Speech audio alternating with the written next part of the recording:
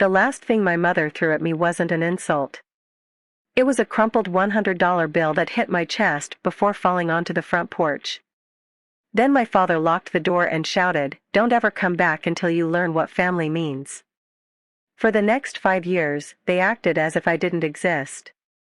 Then one ordinary Tuesday, my phone exploded with 88 missed calls in less than 24 hours, and every single one came from the people who had forgotten I was alive. My name is Natalie. I'm 29 years old, and people often tell me I'm lucky because I built a successful life before turning 30. What they don't know is that my entire future started with $100, one backpack, and nowhere to sleep. I wasn't born into a broken family. At least, that's what I believed. When I was little, my parents loved taking family pictures. Dad always stood proudly behind us with one hand on my shoulder and the other around my younger brother, Tyler. Mom smiled so brightly that strangers thought we were the happiest family in town. Looking at those old photos today feels strange. Because I can actually remember what happened just seconds after many of them were taken. Dad would tell Tyler he looked like a future leader. Then he'd turn to me. "You should smile more." Or, "Stand up straighter." Or, "You could have worn something nicer." There was always something wrong with me. Tyler wasn't a bad person. In fact, when we were children, we got along surprisingly well. The problem wasn't my brother. The problem was what our parents slowly turned him into. Whenever Tyler wanted something, they found a way to make it happen. A new bike. Private baseball lessons. An expensive gaming computer. When I asked for art classes in middle school, Mom shook her head. "We don't have the money." 3 months later, Tyler got a dirt bike for his birthday. I learned very early that "we can't afford it" usually meant "we don't want to spend it on you." Instead of complaining, I worked. At 14, I started babysitting. At 16, I worked weekends at a local grocery store. By 18, I had saved enough money to pay for community college without asking my parents for help.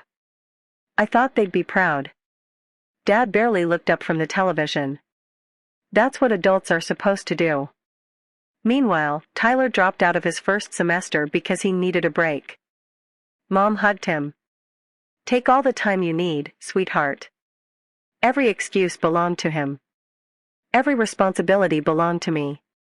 After college, I found an entry-level marketing job 2 hours away. The pay wasn't amazing, but it was honest. I rented a tiny apartment with peeling paint and noisy neighbors. Still, it felt peaceful. For the first time in my life, nobody criticized how I folded towels. Nobody compared me to Tyler.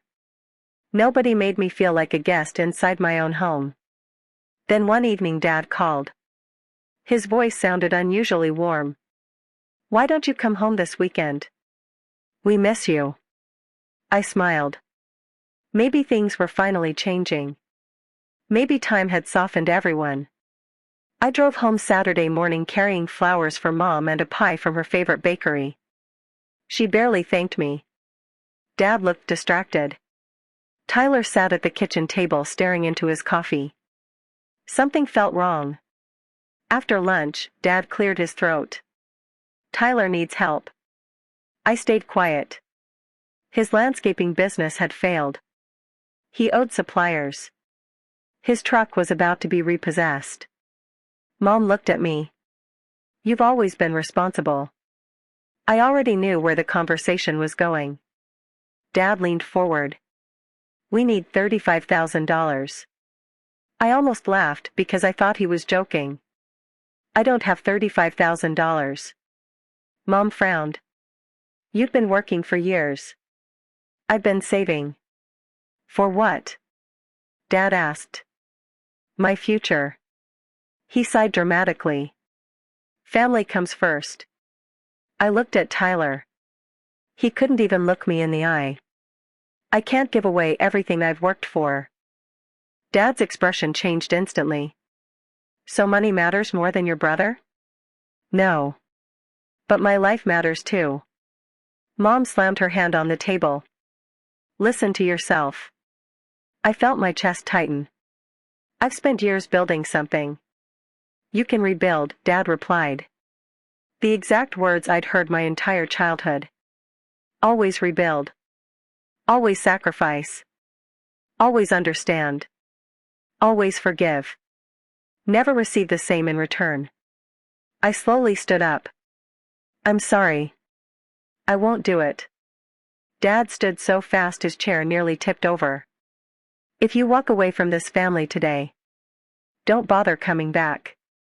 I waited. I honestly believed someone would stop him. Mom didn't. Tyler didn't. Nobody did. I quietly picked up my backpack. As I reached the front door, Mom pulled a folded $100 bill from her purse. She threw it toward me.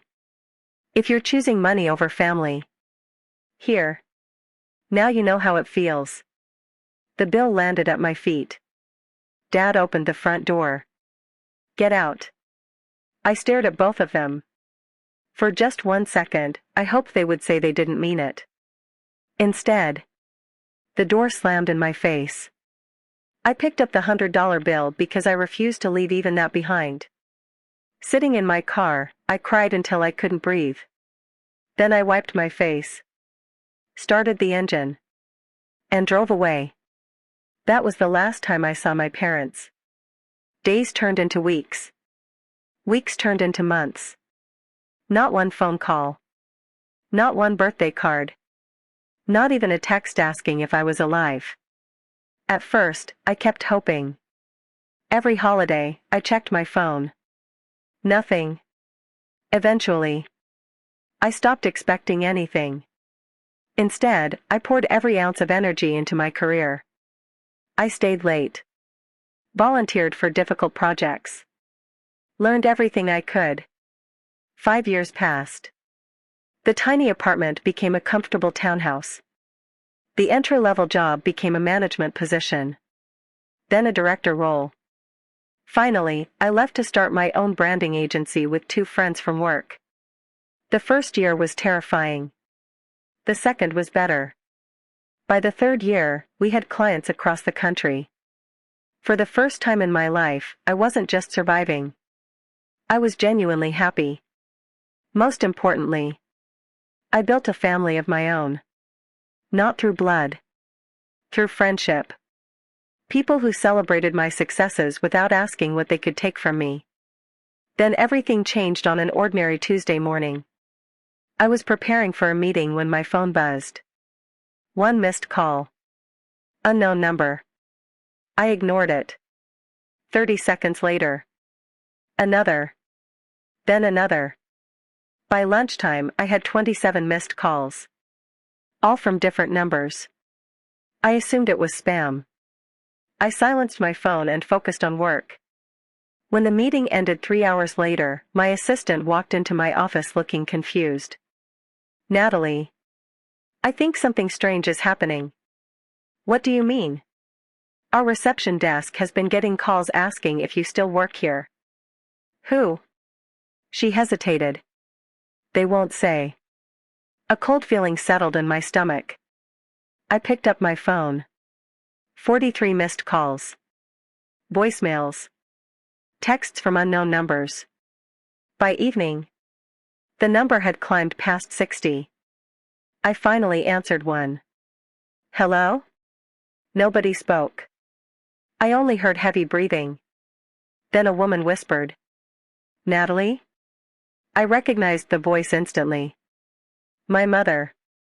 Before I could respond, the line went dead. I stared at my phone for several seconds. Then another call came. And another. By midnight, there had been 88 calls. 5 years of complete silence. Followed by 88 desperate attempts to reach me in a single day. I had no idea what had happened. But deep inside, I knew people don't suddenly remember your existence unless they've already lost something they can't replace. I barely slept that night. Every time my phone vibrated, I jumped. Unknown number. Unknown number. Unknown number. By sunrise, there were 3 new voicemails. I didn't listen to them. Not yet. 5 years of silence couldn't be erased by one desperate day. As I drove to work, my mind kept replaying the moment my parents threw me out. The $100 bill. The slammed door. My father's voice telling me never to come back. If they could ignore their own daughter for 5 years, why were they suddenly trying so hard to find me? Around 9 that morning, my office receptionist knocked softly on my door. "Natalie, there's someone downstairs asking for you." "Who?" "He won't tell me." My stomach tightened. I walked into the lobby. Standing near the entrance was my uncle, David. My father's older brother. I hadn't seen him in years. The moment he saw me, his shoulders dropped with relief. "There you are." I folded my arms. "How did you find me?" "It took weeks." My heart skipped. "Weeks?" He nodded. "Your parents couldn't find your address. So they sent you." He looked embarrassed. "No. I came because someone had to tell you the truth." I didn't answer. He quietly asked, "Can we get coffee?" 20 minutes later, we sat across from each other in a small cafe. He wrapped both hands around his cup before speaking. "Your father is bankrupt." I blinked. "What?" "He guaranteed several loans for Tyler." I closed my eyes. "Of course he did." "The business failed again," Uncle David continued. "Bigger this time." "How bad?" He looked at me carefully. "They owe over $2 million. I almost laughed. Not because it was funny. Because it sounded unreal. They lost the house. The vacation cabin. Your father's retirement. Everything. I sat silently. For years my parents had insisted Tyler was the family's future. Now that future had collapsed. Uncle David wasn't finished. Creditors are suing. Your father borrowed against almost everything he owned. And Tyler? He disappeared. I frowned. What do you mean? He left. No goodbye. No forwarding address. My chest tightened. The son they sacrificed everything for had abandoned them. The irony was painful. Then Uncle David slid a newspaper across the table. I immediately recognized Tyler's photograph. Below it was an article about investors filing fraud complaints against his company. Several clients claimed they had paid large deposits for landscaping projects that were never completed. I stared at the page. This can't be real. It is. He made terrible decisions. I slowly looked up. So why are my parents calling me? Uncle David hesitated. Because they think you're the only person who can save them. Those words made something inside me snap. For 5 years. They never cared whether I was alive. Now they need me? He quietly nodded. I know. They're desperate. I pushed the newspaper away. I'm not writing them a check.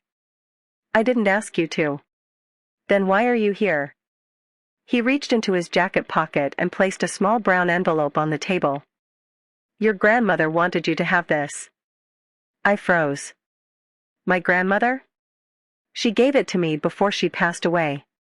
She told me not to deliver it unless your parents ever tried using you again. My hands trembled as I opened the envelope. Inside was a handwritten letter. My grandmother's handwriting hadn't changed. The first sentence made tears fill my eyes. My sweet Natalie, if you're reading this, then I'm afraid your parents finally proved me right. I swallowed hard.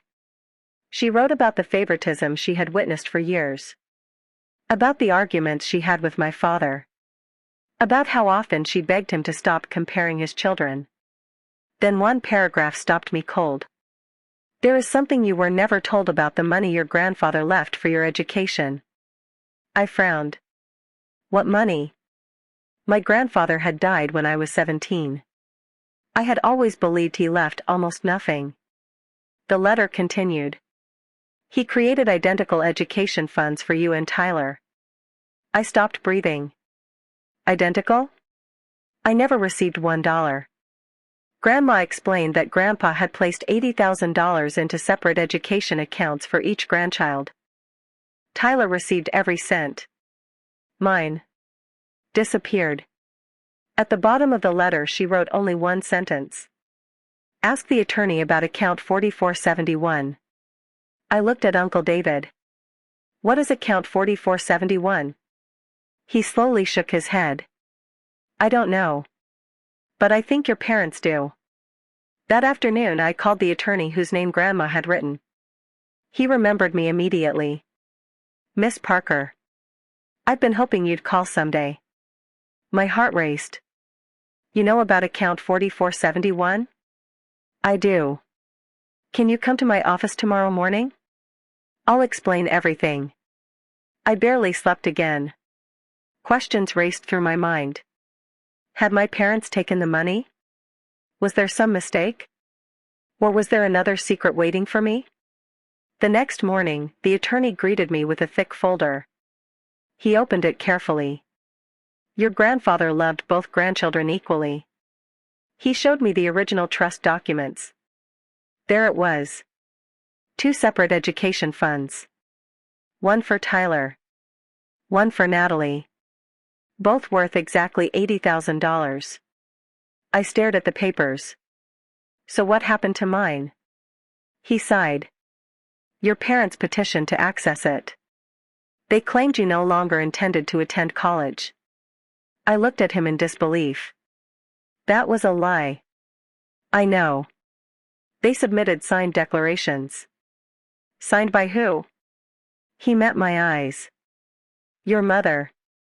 And your father. I felt physically sick. I remembered working double shifts. Skipping meals. Taking student loans. Wondering why nobody could help me. All while my own parents had secretly taken the money meant for my future. Then came the first real twist. The attorney slid one final document toward me. The court approved access. On one condition. What condition? The funds could only be used for educational purposes benefiting you. I frowned. They weren't. He nodded. No. They were transferred into Tyler's first business. Silence filled the room. My parents hadn't just chosen my brother. They had stolen my future. To finance his dream. The attorney quietly added. There's one more thing.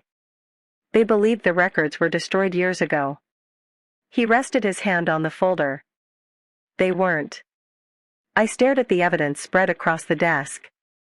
For the first time in my life, I wasn't holding painful memories. I was holding proof. And I had a feeling those 88 phone calls had nothing to do with love.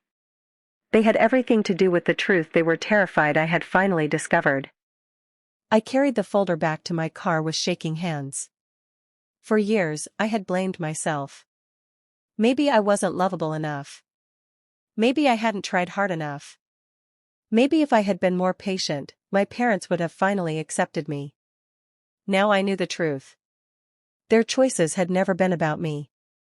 They had chosen my brother long before they ever threw me out. And they had stolen from me while pretending they were sacrificing for the family. I sat in my car for nearly an hour before turning the key. Then my phone rang again. Mom.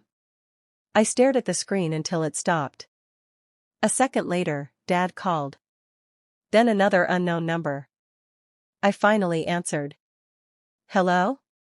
Dad's voice sounded older than I remembered. Natalie, thank God. I didn't speak. We've been trying to reach you. I noticed. We need to see you. No. Please. You had 5 years. Silence. Then he whispered. We made mistakes. I closed my eyes. No, Dad. You made choices. Before he could say another word, I ended the call. That afternoon, my business partner, Melissa, noticed something was wrong. You barely said a word all day. I handed her the folder. She read quietly for several minutes. When she looked back at me, her expression had changed. Natalie. They committed fraud. I know. You need a lawyer. I already have one. She smiled. Good. Because this isn't just family drama anymore. That evening, my attorney reviewed every document. When he finished, he leaned back in his chair. The good news is, there's a clear paper trail. The bad news? Your parents transferred the education fund under false statements. He paused. And because the money came from a trust, this may involve more than civil liability. I took a deep breath. I don't want revenge. He nodded. What do you want? I thought about the $100. The slammed door. The birthdays they ignored. The holidays they pretended I didn't exist. Finally, I answered. I want the truth. The attorney smiled. Then let's start there. Over the next week, he requested old trust records, bank transfers, and court filings. Every new document made the story worse. The $80,000 had been transferred into Tyler's first landscaping company. When that business failed, my parents refinanced their home to keep it alive. When it failed again, they borrowed against Dad's retirement. Then against the vacation cabin my grandparents had owned. Every time Tyler failed, they threw more money after him. Every time they ran out, they blamed someone else. Usually me. Then came the biggest surprise yet. My attorney called me early Friday morning. I think you should come in. His voice sounded different. Almost excited. When I arrived, several new files covered his conference table. What happened? He pushed one document toward me. Read the highlighted section. It was a loan application. Dad's signature appeared at the bottom. So did Mom's. But what caught my attention wasn't the signatures. It was the listed emergency contact. My name. I frowned. I never agreed to this. You didn't have to. They listed you anyway. Then I noticed something else. The application described me as a financial guarantor. I looked up immediately. I never signed anything. You didn't. Which means they falsely represented your financial position. I felt sick. So creditors think I guaranteed their debt? They might. For the first time, I understood why 88 phone calls had come in. They weren't just trying to reconnect. They were terrified I would discover what they had done. My attorney immediately contacted the lending institutions. Within days, they confirmed I had never signed any guarantees. My name was removed. An investigation began. Word spread quickly through the small town where I grew up. Relatives who hadn't spoken to me in years suddenly started calling. One aunt left a voicemail. Maybe you should forgive your parents. Another cousin texted. They're going through enough. Funny. Nobody had told them to forgive me when I was sleeping on an air mattress after being kicked out. Nobody called when I worked 60-hour weeks to survive. Forgiveness had suddenly become very important. Now that my parents needed something. The following Monday, Dad appeared outside my office. I saw him through the lobby windows before security called upstairs. There's a man asking for you. I know. Should we let him in? I looked down at the lobby. He seemed smaller. Older. His shoulders were bent. For a moment, I almost felt sorry for him. Then I remembered Grandma's letter. I remembered the stolen trust. I remembered the $100. Send him up. A few minutes later, he stepped into my office. Neither of us spoke at first. Finally, he looked around. You've done well. I answered quietly. I had to. He lowered his eyes. I'm sorry. I waited. He continued. I should have treated you better. Why now? He hesitated. I've had time to think. No. You've had creditors. His face fell. I walked to the conference table and placed the trust documents in front of him. He froze. Where did you get those? So it's true. Natalie. You stole Grandpa's money. His hand started shaking. We were going to replace it. When? He couldn't answer. I asked another question. Did Mom know? He whispered. Yes. The room became painfully quiet. Then he said something that hurt more than everything else. We thought Tyler would succeed. And then we'd make everything right.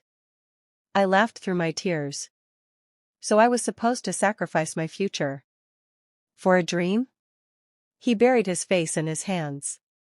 I failed both of you. I looked at him for several seconds. No. You protected one child. You abandoned the other. He nodded slowly. I know. Before leaving, he turned back toward me. Your mother wants to see you. I didn't answer. He reached the door. Then quietly said. Tyler's gone. What do you mean? He disappeared 6 months ago. No calls. No messages. He left us with everything. After he walked away, I stood alone in my office. The son they had chosen over me had vanished the moment life became difficult.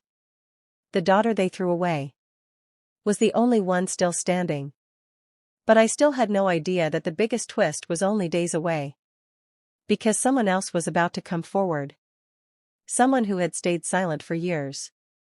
And what they revealed would change everything I thought I knew about the night my parents threw me out. 3 days after my father left my office, my attorney called before sunrise. Natalie, I need you here as soon as possible. His voice sounded urgent.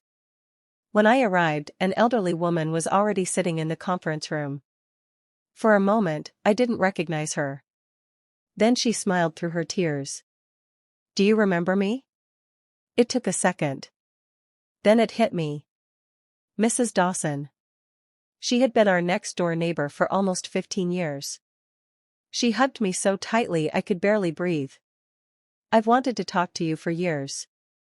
I frowned. Why now? She slowly placed a small flash drive on the table. Because I can't carry this secret anymore. My attorney connected it to his computer. Several old video files appeared on the screen. The dates immediately caught my attention. One of them matched the exact night my parents threw me out. Mrs. Dawson looked at me. My security cameras faced your parents' driveway. I kept the recordings because something about that night never felt right. My heart started racing. The video began playing. There I was. Standing on the porch with my backpack. My mother throwing the folded $100 bill at me. My father pointing toward the street. Then something happened that I had never seen. After I drove away, my mother collapsed into tears. She shouted at my father. We've gone too far. Dad answered with words that made the room completely silent. We don't have a choice anymore. If Natalie stays, she'll discover what we did. I couldn't breathe. So they hadn't thrown me out because I refused to give Tyler money. That argument had simply been the excuse. They had already stolen my trust fund.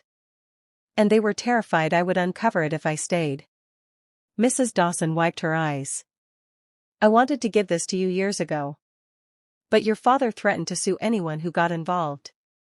My attorney quietly saved copies of every file. This changes everything. He was right. The recordings proved my parents had intentionally forced me out while hiding financial misconduct. Within weeks, investigators expanded their case. Creditors weren't just examining unpaid loans anymore. They were examining every financial decision connected to the family trust. Then came another surprise. Tyler walked into my office without warning. I almost didn't recognize him. He had lost weight. His beard was overgrown. His eyes looked exhausted. I know you don't want to see me. I stayed silent. He slowly placed a folder on my desk. These are all the records I still had. What records? The transfers Dad made. There are emails too. I opened the folder. Bank statements. Business invoices. Email conversations. One message made my stomach turn. Dad had written, "Don't tell Natalie anything. Once the business succeeds, she'll never know the difference." Tyler lowered his head. I believed him. "You knew?" "I knew where the money came from." His voice cracked. "But I didn't know they were going to throw you out. When they did, I should have stopped them."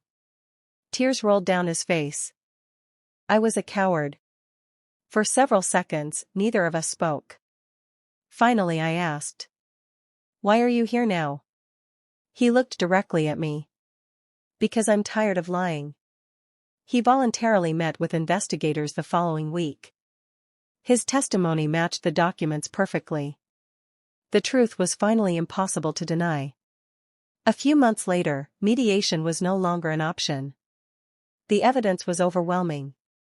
My parents admitted they had misused my education trust. They admitted they had falsely represented financial documents. They admitted they had concealed everything from me. The judge ordered them to repay every remaining dollar they still legally owed from the trust, along with accumulated interest where applicable. Their remaining assets were sold to satisfy debts and legal obligations. The house I grew up in was sold. The vacation cabin Grandpa loved was gone. Everything they had tried so desperately to protect for Tyler disappeared anyway. After the hearing, Mom quietly approached me outside the courthouse. She looked older than I had ever seen her. "I don't expect forgiveness." I waited. She reached into her purse. Then she placed something in my hand. A crisp $100 bill. The same amount she had thrown at me 5 years earlier. I'm ashamed every time I think about that day. I know this doesn't fix anything. It never will. I looked at the bill for several seconds. Then I folded it carefully and handed it back. I don't need it anymore. What I needed was parents. She broke down crying. For the first time in years, I felt no anger. Only sadness. Because some losses can never be recovered. Months passed. My company continued growing. I paid off the last of my student loans. I established a scholarship in my grandfather's name for students whose families couldn't help pay for college. Every year, I personally met the recipients. Whenever one of them thanked me, I smiled and thought about the girl who had once believed her future ended with one backpack and $100. As for Tyler, he started over from nothing. He found an ordinary job, rented a small apartment, and slowly rebuilt his life. Our relationship wasn't magically repaired. Trust takes longer than apologies. But at least it was built on honesty instead of favoritism. People still ask me about the 88 phone calls. They assumed they were about love. They weren't. Those calls came because the truth was catching up to the people who had spent years running from it. 5 years earlier, my parents ignored every birthday, every holiday, every achievement. Then, in a single day, they called 88 times because they finally realized the daughter they had thrown away was the only person who knew how to survive without them. The greatest lesson I learned wasn't that success is the best revenge. It wasn't. The greatest lesson was that peace begins the moment you stop begging people to love you the way they should have from the start. The day my parents kicked me out, they believed they were ending my story. In reality, they were only writing the first page of the life I was always meant to live.